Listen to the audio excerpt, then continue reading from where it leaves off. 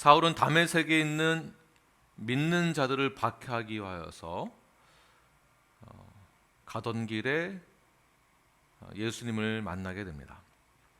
그의 삶이 송두리째 바뀌게 되어지는 그런 터닝 포인트의 시간이 찾아오게 되었습니다. 죽음을 이기시고 부활하신 예수 그리스도가 사울의 옛 사람인 그의 모든 삶을 통째로 바꾸게 되는 시점이며, 또한 그 옛 사람을 예수 그리스도가 뚫고 들어가는 엄청나고 기이한 사건들이 그에게 펼쳐지게 됩니다.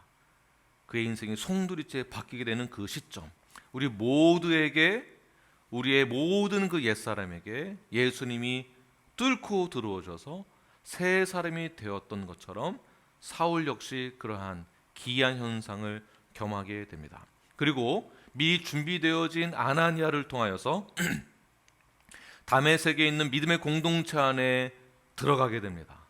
그곳에서 치유받고 또한 말씀을 함께 나누며 훈련을 받게 되어지는데요. 그러한 과정들을 우리 함께 나누어 보도록 하겠습니다. 18절 19절 말씀을 함께 읽겠습니다. 시작.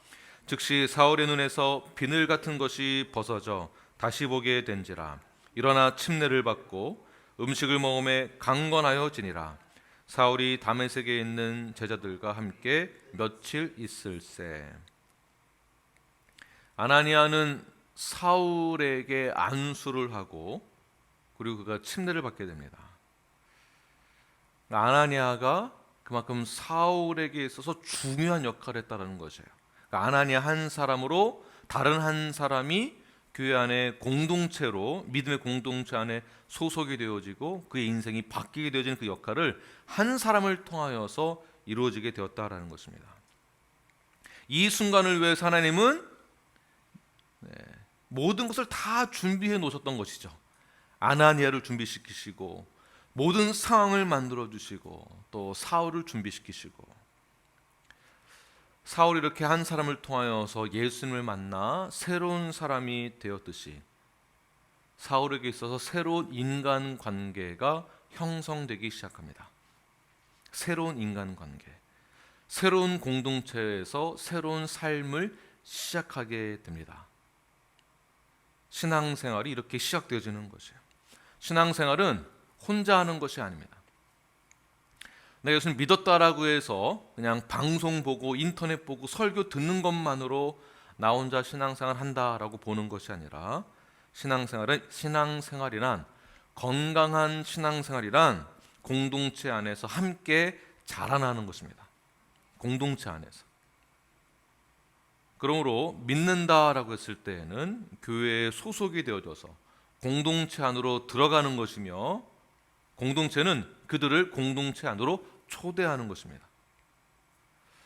오늘 멤버십 클래스 18주 과정을 마치게 되는 이창우 형제, 이성진 자매님, 18주 동안 우리 함께 말씀을 나누면서 교회 공동체가 무엇인지, 구원이란 무엇인지, 복음이란 무엇인지, 공동체 안에서 무엇을 어떻게 해야 하는지, 은사와 청지기 삶에 대해서 함께 쭉 나누면서 이 두 분의 18주 동안 저희 교회 신앙생활을 하는 그 몇 주 동안 서서히 교회 안에서 멤버가 되기 이전에 벌써 우리 한 가족으로 받아들여지게 되는 자연스러운 현상들이 생기게 되어집니다.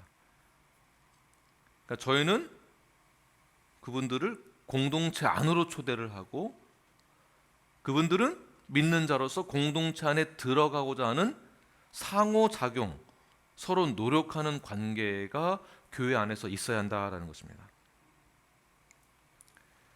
AD 387년에 만이교를 지지하던 한 청년이 있었습니다. 이 청년은 크리스찬 가정에서 자라났지만 어머니의 끈질긴 기도로 인하여서 그가 회개하고 공동체 안에 들어가서 침례를 받게 되어집니다. 그리고 하나님의 은혜에 대해서, 그 하나님의 은혜의 교리를 주장하게 되면서부터 기독교의 핵심 가치를 잘 정립해 나간 신학자가 바로 성 어거스틴입니다. 모든 신학자들이, 목사들이 영향을 받은 그런 아주 유명한 분이십니다. 성 어거스틴이 교회에 대해서 이렇게 말을 하는데요. 교회를 어머니처럼 섬길 수 없는 사람은 하나님을 아버지로 부를 자격이 없다라고 이런 유명한 말을 남겼습니다. 그만큼 교회가 중요하다라는 것을 말하고 있는 것이죠. 사울은 다메섹의 믿음의 공동체 안에 들어가서 함께 먹고 마시면서 말씀을 나누고 그가 회복을 경험하게 됩니다. 새로운 것을 경험하게 되었다는 것이에요. 자, 그렇다면 교회는 어떤 역할을 해야 하는가? 첫 번째, 교회 역할은 앞이 보이지 않던 사울, 먹지도 못했던 그 사울에게 믿음의 공동체는 그에게 필요한 모든 것을 공급해 주었습니다.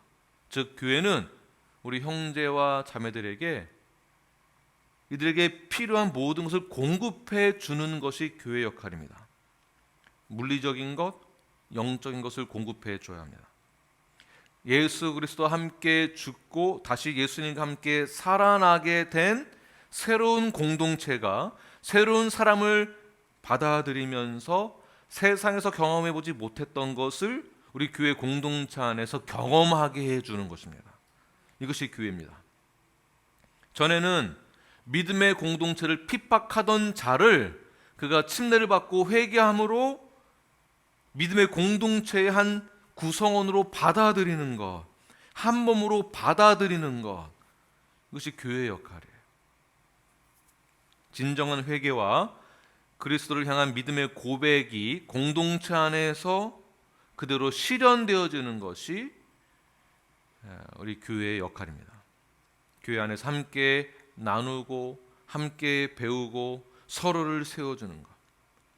그리고 그가 아라비아 광야에서 다메섹에 있는 믿음의 공동체 안에서 예수님의 몸인 교회에 대한 중요성을 이 믿음의 공동체 안에서 경험을 했기 때문에 이 중요한 교회론을 그가 깨닫게 된 것이에요.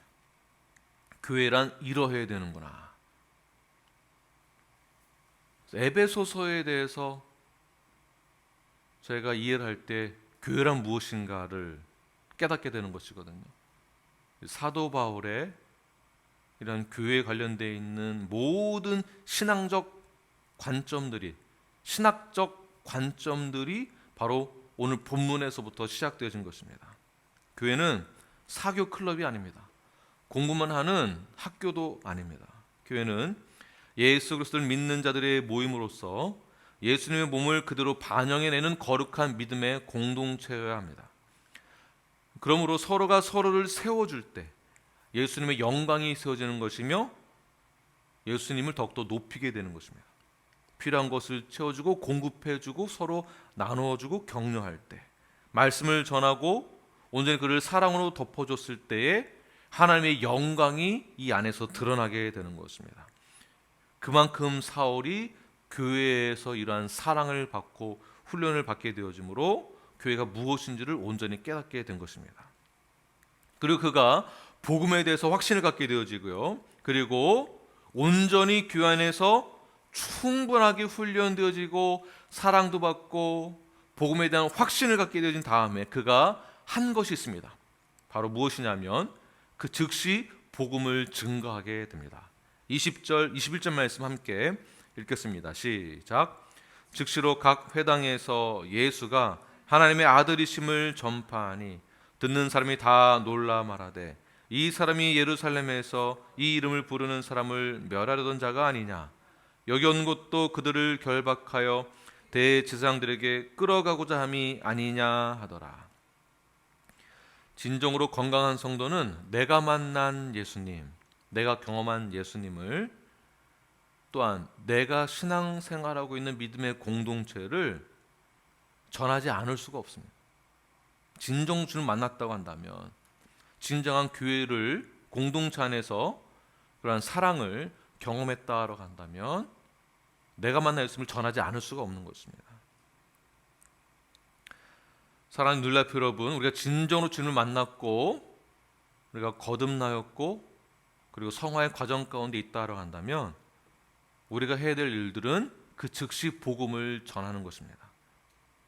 교회의 역할을 충분히 하고 있고 교회 안에서 그 역할 가운데 회복을 경험했다고 한다면 영혼 구원을 위하여서 전도하는 것에 대해서 컨택 포인트를 만드는 것에 대해서 주저해서는 안 됩니다.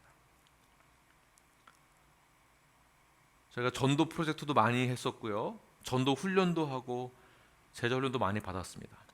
전도하십시오, 복음을 전하십시오라고 강조하지만 강요한다라고 해서 전도가 여러분 되십니까? 강요한다고 전도가 되는 거라면 강요를 더 많이 해야 되겠지만 강요한다고 해서 전도가 또한 되는 것도 아니죠. 그렇다면 전도를 어떻게 해야 하는가? 복음을 어떻게 전해야 하는가? 이 전도와 복음 전파는 시켜서 되는 것도 아니며 죄책감에 의해서 해야 하는 것도 아닙니다. 하도 하라고 하니까 안 하면은 눈치 보여서 하는 것이 전도가 아닙니다. 전도는 복음 전파는 자연스럽게 나의 삶을 통해서 흘러가는 것입니다. 제가 예를 한번 들어드리겠습니다. 휴스턴에 아주 좋은 레스토랑이 많이 있죠. 한번 좋은 곳에 찾아가서 맛도 좋고 분위기도 좋고 서비스도 좋고, 그 다음에 저를 만나면 우리 성도님들 어떻게 생각이 드세요? 맹령자매님은 좋은 레스토랑 가서 경험하고 난 다음에 저를 보고 어떤 마음이 드세요? 아, 목사님을 꼭 모시고 가야 되겠다, 꼭 이렇게 반응해 주시잖아요. 우리 남편과 꼭 한번 가봐야 되겠다, 우리 성도 누구 한번 꼭 가봐야 되겠다, 어떤 친구랑 꼭 한번 가봐야 되겠다, 이러한 생각을 갖게 됩니다. 너무나 자연스러운 행동이죠. 우리 최종 형제님은 뭐 말할 것도 없습니다. 목사님, 제가 이번에 브런치 좋은 곳 찾았습니다, 꼭 제가 모시겠습니다. 한두 번 연락 온 게 아니에요. 어디 커피가 너무 맛있어, 거기 한번 꼭 같이 가보시죠. 너무나 자연스럽게 우리는 레스토랑에 대해서 전도하게 됩니다.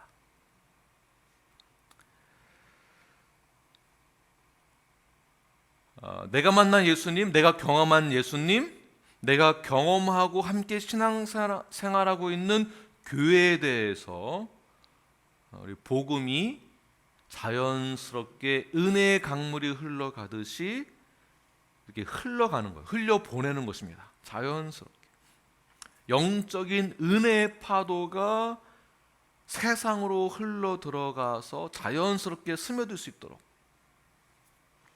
이것이 컨택 포인트. 내가 만난 예수님, 내가 받은 그 은혜가 친구들에게 자연스럽게 흘러갑니다. 흘려 보내는 거예요. 마치 파도가 치듯이, 밀물이 있고 썰물이 있듯이 파도가 흘러가서 배가 자연스럽게 떠다니듯이 이러한 파도, 영적인 파도가 우리 안에서 일어나야 된다는 것입니다. 이런 영적인 파도가, 은혜의 파도가 친구들에게 흘러가고요, 가정에게 흘러가고, 학교로, 회사로, 내가 만나는 사람들에게 흘러가는 것입니다. 내가 만난 예수님을 인종을 초월해서, 문화를 초월해서, 세대를 초월해서 그 은혜가 흘러가야 한다는 것이죠. 너무나 자연스럽게 흘러보내는 것입니다. SNS에 어느 한 자매님이 항상 글을 올리는 그러한 생활을 하시더라고요. 사역이 아니에요. 일반 성도입니다. 성도. SNS에 글을 올리는데, 하나님 이렇게 화창한 날씨를 주셔서 감사합니다, 끝. 이게 다예요. 이렇게 올려요. 또 다음 날, 오늘은 제자훈련하는 날인데 기대가 됩니다, 이렇게 올립니다.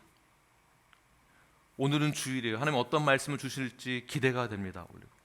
오늘은 전능하신 하나님 만나는 날입니다, 주님께 예배합니다, 이 글을 올립니다. 팔로워가 45,000명이 넘어요.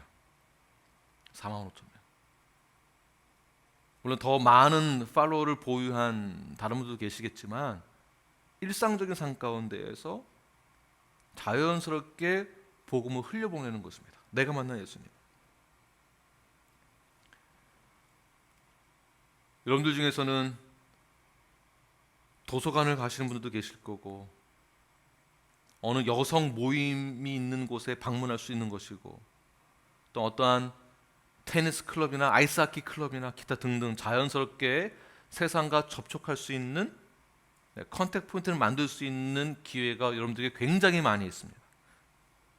그때에 자연스럽게 내가 만난 예수님, 내가 경험한 예수님을 자연스럽게 전하는 것입니다.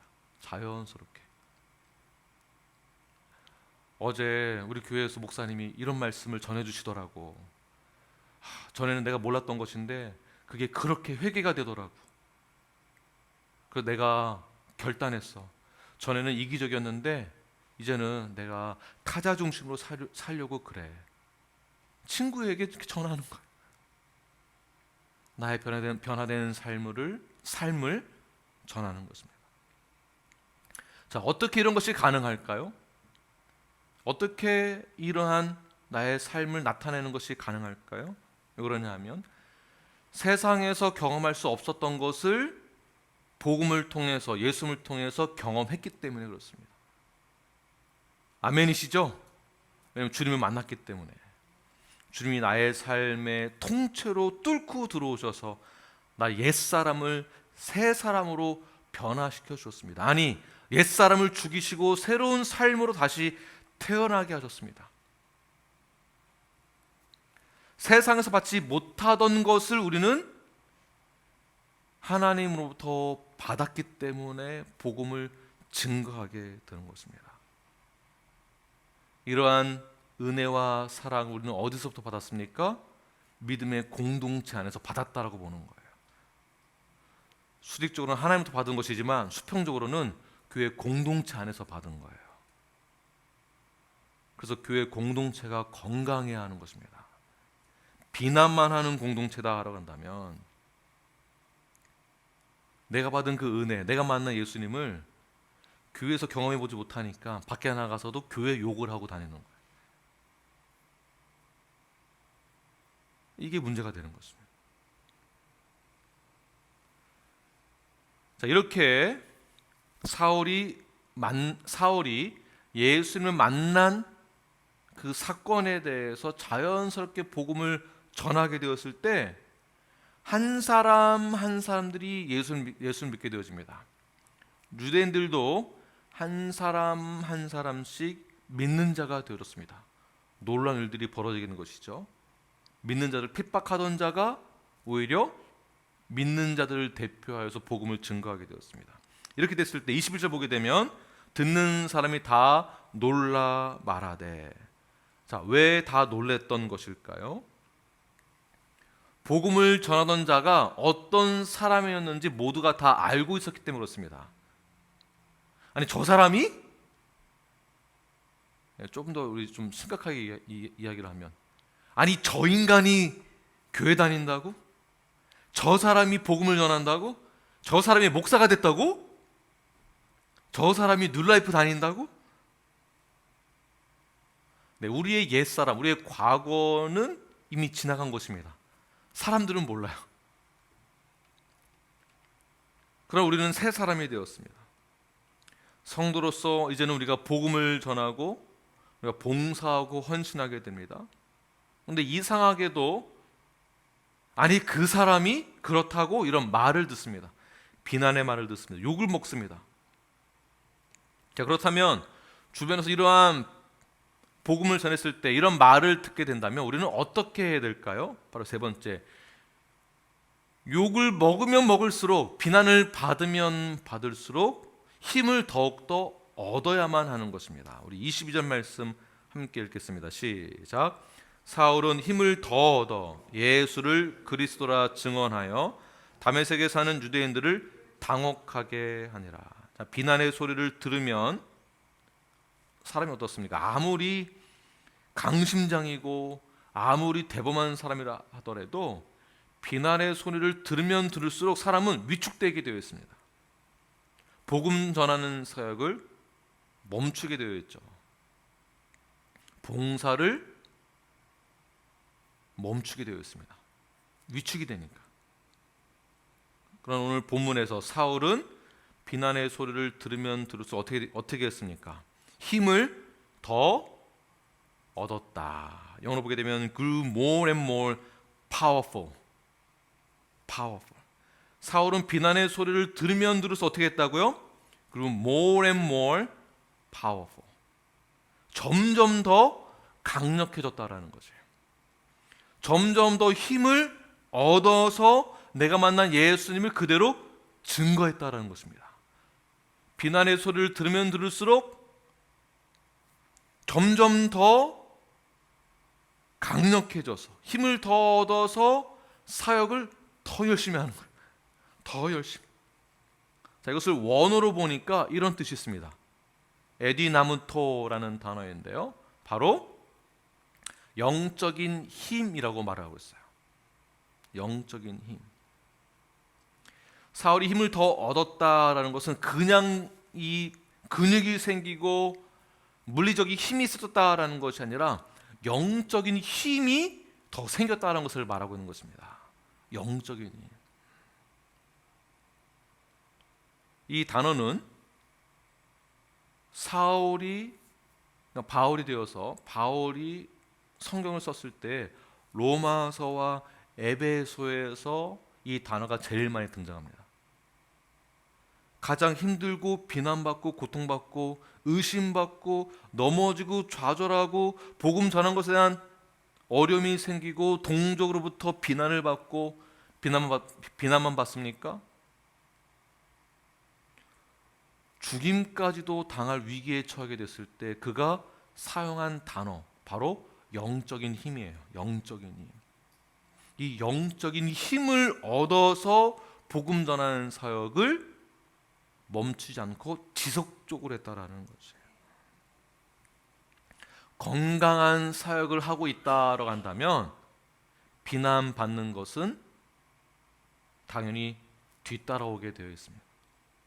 우리가 봉사하고 헌신하고 섬길 때에도 여러 가지 다양한 비난들의 유형을 우리는 받습니다. 정말 다양한 것 같아요. 복음을 전할 때도 마찬가지입니다.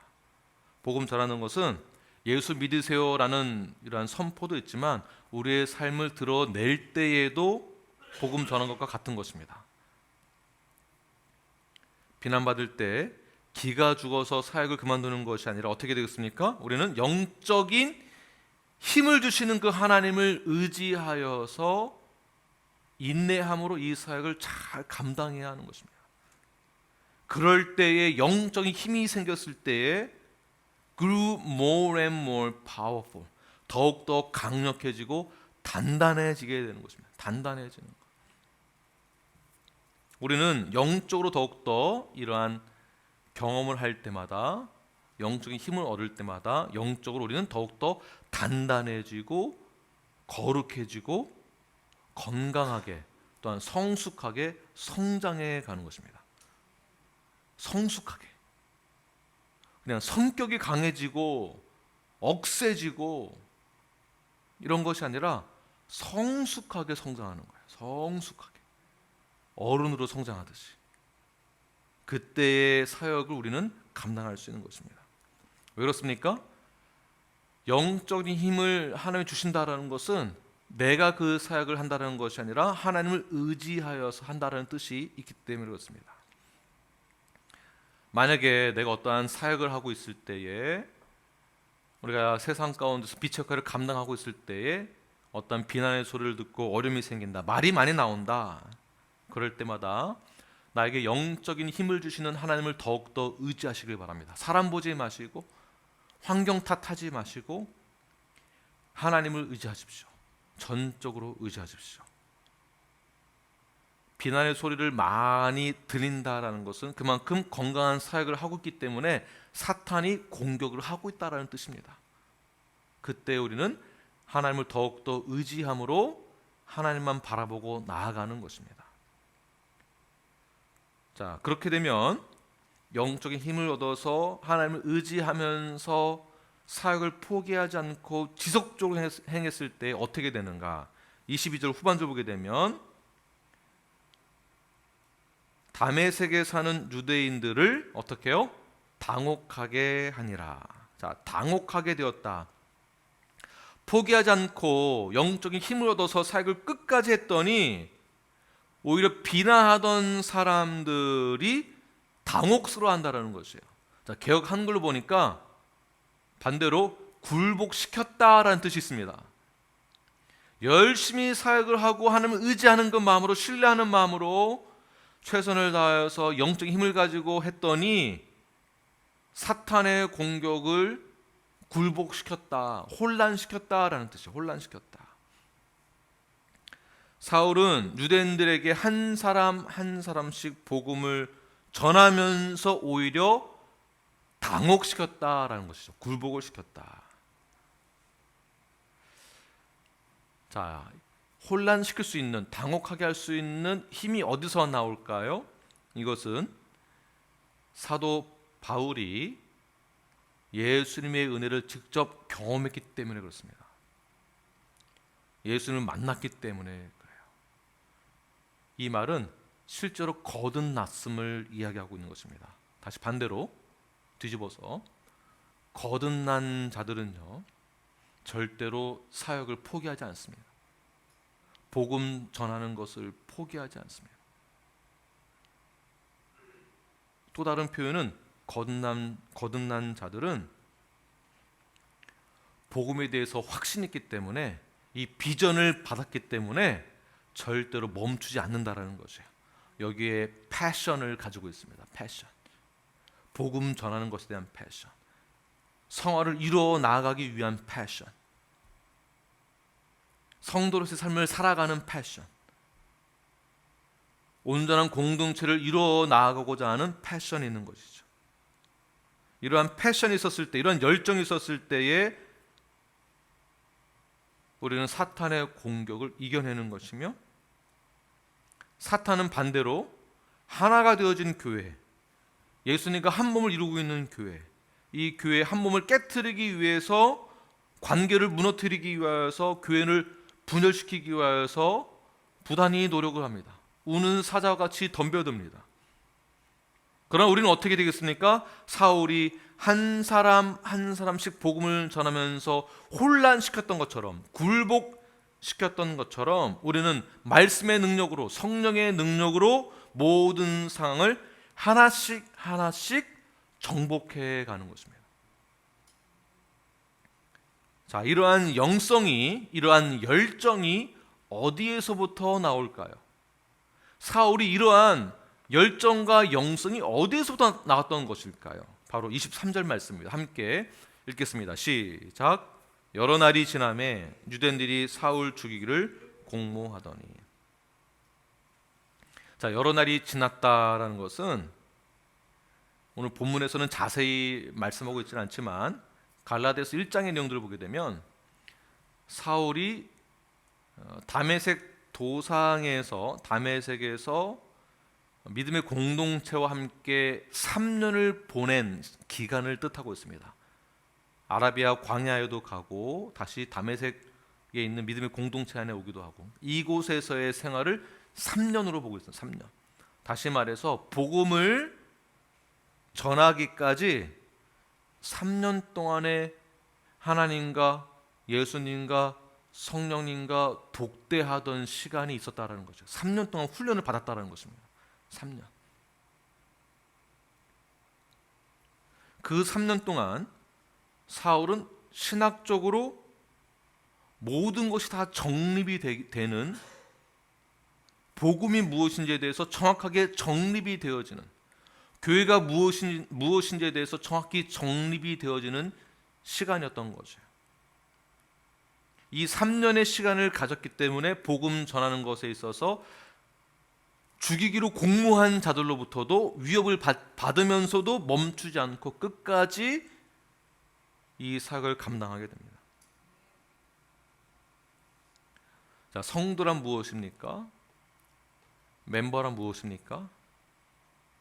교회에 출석하는 것만으로, 예배 드리는 것만으로, 내 저 예수님 믿어요 한다라는 것만으로 만족해서는 안 됩니다. 우리가 3년의 시간 동안 사울이 예수님과 독대하던 훈련의 시간이 있었던 것처럼 정말 멤버가 되었다라고 한다면, 성도다라고 한다면, 정확히 3년이 아니다 할지라도 확신이 있는, 확신을 가질 만한 그러한 기간이, 훈련되는 기간이 우리에게 반드시 필요하다라는 것입니다. 성도라는 것은, 우리가 교회 멤버다라는 것은 내가 하나님 앞에서 올바르게 서 있는가,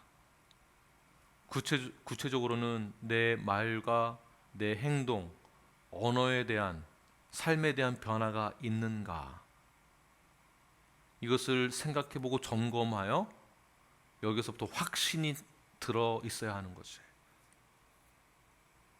잠언의 내용들로 말을 해본다면, 미련하고 게으른 자에서 이제는 지혜로운 자로 부지런한 자가 되었는가, 이것을 점검해 보아야 한다는 것입니다. 지상 대명령을 위해서 내가 어떠한 훈련을 받고 있는가, 나의 삶의 목적이 바뀌었는가, 나의 삶이 나에게만 집중되어지는가, 아니면 하나님의 나라를 위한 것인가.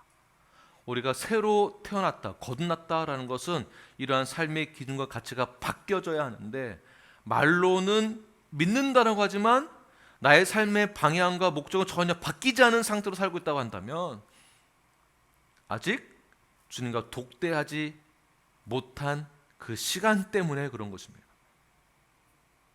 예수님의 제자들, 그 제자들이 사도의 권위를 받기까지 예수님과 동행하던 3년의 시간이 있었습니다. 사울도 3년의 시간을 통해서 주님과 함께 깊은 교제를 통해서 훈련을 받게 되어지고, 교회 안에서의 공동체를 통해서도 훈련을 받게 되어집니다. 자, 베드로가 예수님의 제자였지만 3년이 지나고 나서 사도가 되었을 때 그가 겁쟁이에서, 도망자에서, 배신자에서 이제는 3년이 지난 사도가 된 다음 담대한 자로 바뀌게 되어집니다.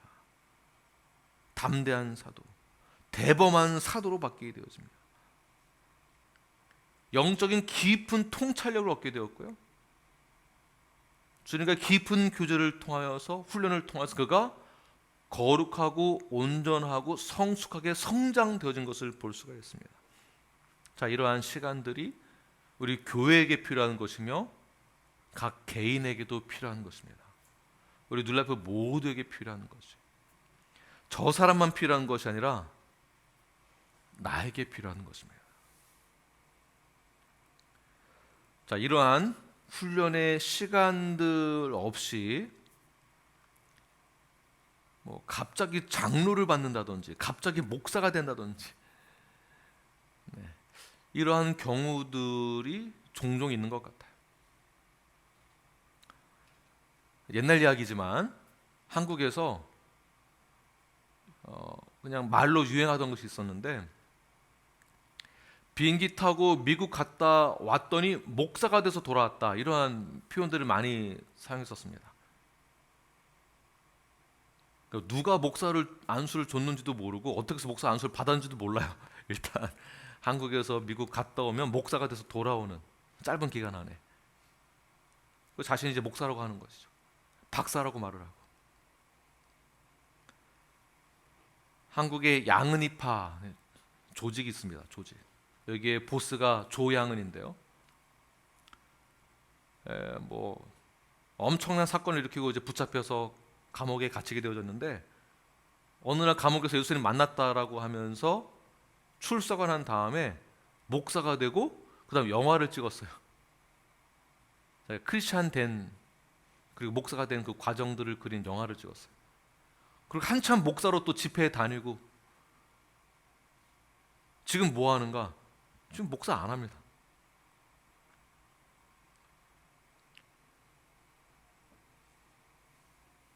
어느 날 순식간에 주님 만났다라고 해서 갑자기 목사가 돼가지고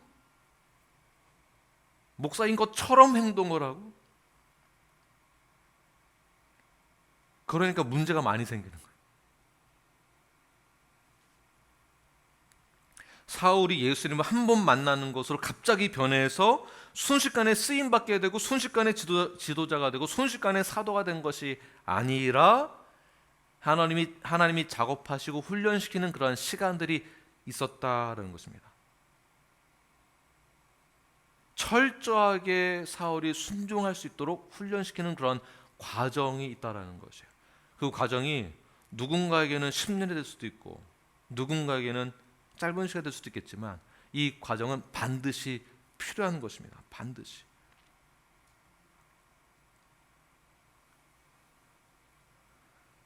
갑자기 부름받았다라고 해서 준비되어 있지 않은 상태에서 목사가 되고 선교사가 되었다. 그러한 사례가 많기 때문에 기독교가 힘이 없어 보이는 거예요.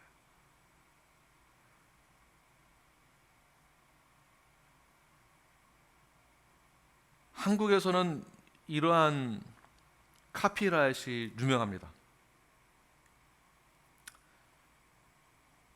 3개월 영어 정복 이런 광고가 많아요. 3개월 무슨 정복 뭐 이런 게 많습니다. 3개월만 배우면 다 된다라는 거죠. 속성으로 3개월 만에 목사가 된다. 3개월 만에 뭐 장로가 된다. 그래서 기독교가 한국 교회가 힘이 없어 보이는 거예요. 그렇다면 우리는 어떻게 해야 되겠습니까? 하나님의 교회, 건강한 교회는 더디 가더라도 말씀대로 성경대로 온전히 훈련 받으면서 성장하는 것이 먼저 되어야 합니다. 일보다 중요한 것, 결과보다 중요한 것은 하나님의 사람으로 빚어지는 것이 더 중요합니다. 하나님의 교회로, 건강한 교회로 우리 뉴라이프 교회가 건강하게 빚어가는 것이 더 중요합니다. 더 중요합니다. 큰 교회가 되는 것이 중요한 것이 아니라 거룩하고 성숙한 교회가 되는 것이 더 중요합니다. 일을 잘하는 성도가 중요한 것이 아니라 준비되어지고 순종하고 거룩하게 준비된 성도가 더 중요합니다.